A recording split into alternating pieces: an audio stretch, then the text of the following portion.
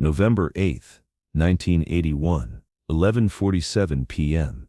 Stage 16, Warner Brothers Studios. Harrison Ford was exhausted, frustrated, and running on his third pot of coffee when Ridley Scott called for yet another take of the same scene they had been shooting for 6 hours. It was the 14th attempt at what should have been a simple dialogue sequence, but nothing was ever simple when working with Ridley Scott.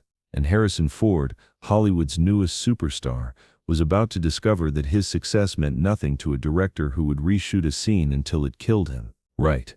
Let's go again," Scott said in his crisp British accent, already positioning his camera for another angle. "Harrison, this time I want you to deliver the line with more existential weight.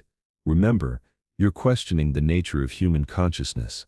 Harrison Ford looked at Scott like he had just suggested they film on Mars. They were making a science fiction thriller, not Hamlet.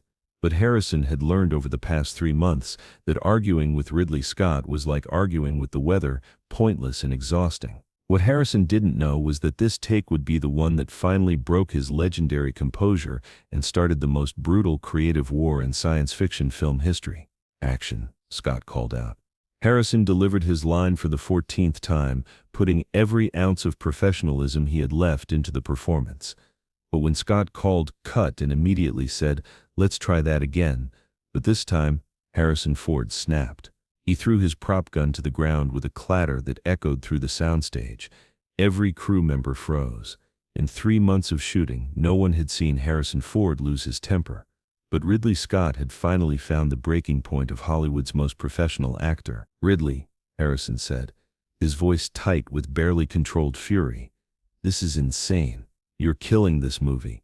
You're killing the crew. And you're killing me.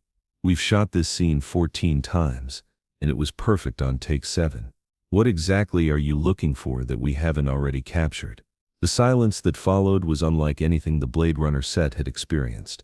Crew members looked between the two men like spectators at a prize fight, unsure whether to intervene or run for cover.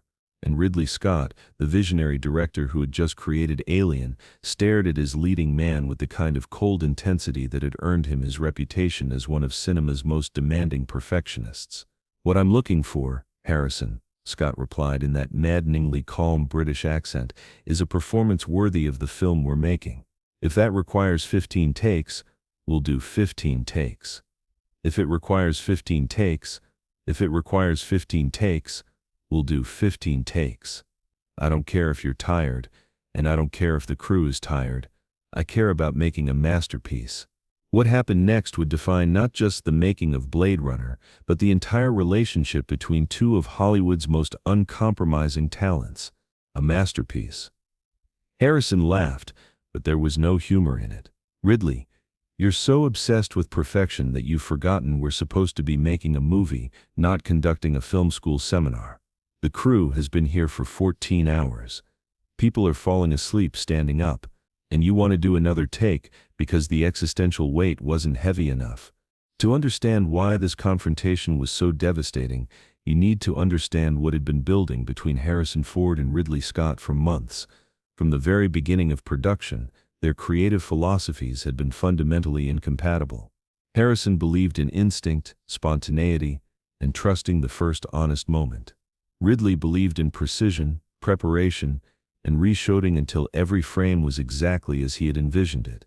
For Harrison, who had just come off the success of Raiders of the Lost Ark, Blade Runner was supposed to be an interesting creative challenge, a chance to do something different, something darker and more complex than Indiana Jones. What he found instead was a director whose obsession with visual perfection was slowly crushing the life out of every performance. "Do you want to know what's really killing this movie, Ridley?" Harrison continued, his voice rising. "It's not my performance. It's your inability to trust that what we're capturing is already good enough. You're so busy making sure every shot looks like a painting that you've forgotten movies are supposed to move, to breathe, to feel alive." Scott's response was swift and cutting. "Harrison, you're an actor, not a director. Your job is to hit your marks and deliver your lines the way I ask you to deliver them. My job is to make sure that what we're shooting serves the vision of the film, and right now what we're shooting isn't good enough." The accusation hung in the air like smoke from the film's perpetual rain machines. Harrison Ford, who had built his reputation on being the most collaborative and professional actor in Hollywood, had just been reduced to a puppet by one of the industry's most respected directors. Not good enough? Harrison's voice dropped to a dangerous whisper. Ridley, I've given you everything I have for 3 months. I've done every take you've asked for, hit every mark you've set, and delivered every line exactly as you've directed. And it's still not good enough? Then maybe the problem isn't with my performance. Maybe the problem is with a director who doesn't know when to say cut and move on. What escalated the conflict from professional disagreement to personal war was what Scott said next, a comment that would haunt their relationship for decades. Harrison, if you can't handle the demands of making a serious film, perhaps you should stick to adventure movies where nobody expects anything more than running and jumping. The insult was perfectly calibrated to wound. Scott had just dismissed Harrison's desire to be taken seriously as an actor, reducing him to nothing more than an action star who was out of his depth in a thinking person's movie. Harrison Ford went completely still. When he finally spoke, his voice was calm, but everyone on set could hear the steel underneath. Ridley, I want you to listen to me very carefully. I've made more successful movies in the past 2 years than most actors make in their entire careers. I've worked with Steven Spielberg, George Lucas, and some of the most talented directors in Hollywood, and not one of them, not one has ever felt the need to do 14 takes of a simple dialogue scene because they couldn't trust their lead actor to deliver a professional performance. The comparison to other directors was a direct challenge to Scott's methods and his ego. Harrison was essentially arguing that Scott's perfectionism wasn't the mark of a great director, it was the sign of an insecure one. Those directors, Scott replied coldly, were making popcorn movies. I'm making art, and there it was. The fundamental divide that would make their collaboration impossible. Scott saw Blade Runner as a profound meditation on humanity and technology. Harrison saw it as a story that needed to be told with emotional truth and narrative clarity. Neither was wrong, but they were pursuing completely different goals. The fight that followed would be remembered by everyone who witnessed it as one of the most intense creative battles ever waged on a Hollywood soundstage. Harrison accused Scott of being more interested in his own reputation than in making a good movie. Scott accused Harrison of being intellectually lazy and resistant to creative challenge. You know what your real problem is, Harrison? Scott said at one point. You're afraid of looking foolish. You're afraid of pushing your performance into territory that might not work. So you want to stick with what's safe, what's comfortable, what you know you can deliver without risk. And you know what your problem is, Ridley? Harrison shot back. You're so terrified that someone might not recognize your genius that you reshoot everything until it's been drained of any spontaneity or life. You're making a museum piece, not a movie. The argument reached its climax when Harrison delivered an ultimatum that would force Scott to choose between his vision and his leading man. Ridley, I'm going to make this very simple for you. We can finish this movie in a way that serves both the story and the performances, or we can continue this endless cycle of reshoots and perfectionism until Warner Brothers pulls the plug. But I won't be part of torturing a crew and destroying performances in service of your ego. The threat was real, and both men knew it. Harrison Ford was too valuable a star for Warner Brothers to lose, but Blade Runner was too expensive a production to abandon. Something had to give, and Scott knew it couldn't be his leading man. But Scott's response surprised everyone, including Harrison. You're right, Scott said quietly. Not about everything, but about some things. I have been pushing too hard, demanding too much. But Harrison, you need to understand something. This movie, this vision, it's the most important thing I've ever attempted to create. And I'm terrified that if I don't push for perfection, we'll end up with something mediocre. The admission of vulnerability changed the entire dynamic of their relationship. Harrison realized that Scott's perfectionism wasn't arrogance, it was fear. Fear that his vision wouldn't translate to screen. Fear that the film wouldn't live up to its potential. Fear that he would fail to create something meaningful. Ridley, Harrison said, his anger cooling into something like understanding, the movie doesn't need to be perfect. It needs to be honest. It needs to be true to the characters and the story. And right now, you're so focused on making every shot beautiful that you're losing sight of what makes the story worth telling. What happened next was the compromise that would save Blade Runner and create one of cinema's greatest science fiction films. Scott agreed to limit retakes to 5 per scene, unless there was a genuine technical problem. Harrison agreed to trust Scott's vision, even when he didn't fully understand it. Both men agreed to focus on serving the story rather than protecting their egos. But the real breakthrough came when they addressed the issue that had been poisoning their relationship from the beginning. The voiceover narration that Warner Brothers wanted Harrison to record. "Harrison, I know you hate the voiceover," Scott said during their reconciliation. "I hate it too. The studio thinks audiences won't understand the film without it, but I think it's insulting to viewers' intelligence." "Then why are we doing it?" Harrison asked. "Because Warner Brothers controls the final cut and they won't release the film without it.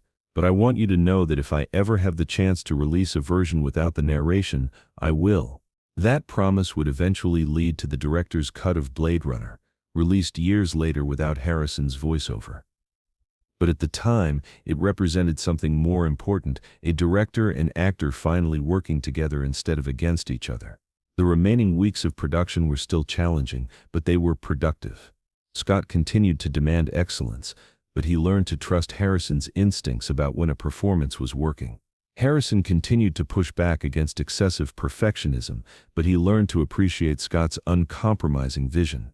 The result was a film that neither man could have created alone. Scott's visual mastery gave Blade Runner its unforgettable atmosphere and design.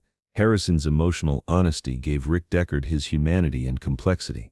Their conflict had nearly destroyed the movie, but their eventual collaboration had saved it. When Blade Runner was released in 1982, it was initially met with mixed reviews and disappointing box office. Critics didn't know what to make of its dark vision and ambiguous ending.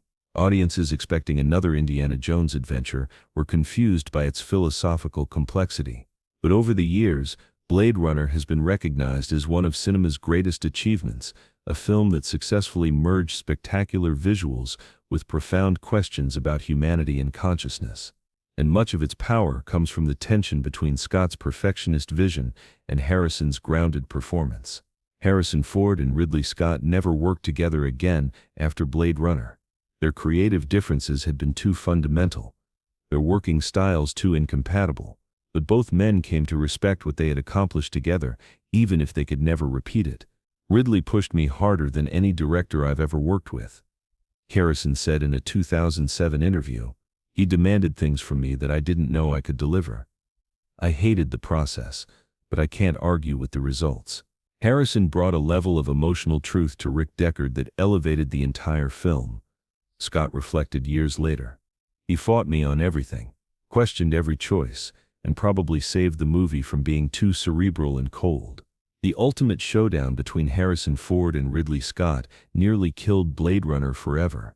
But in the end, their willingness to fight for their respective visions created something neither could have achieved alone, a masterpiece that continues to influence science fiction cinema decades later.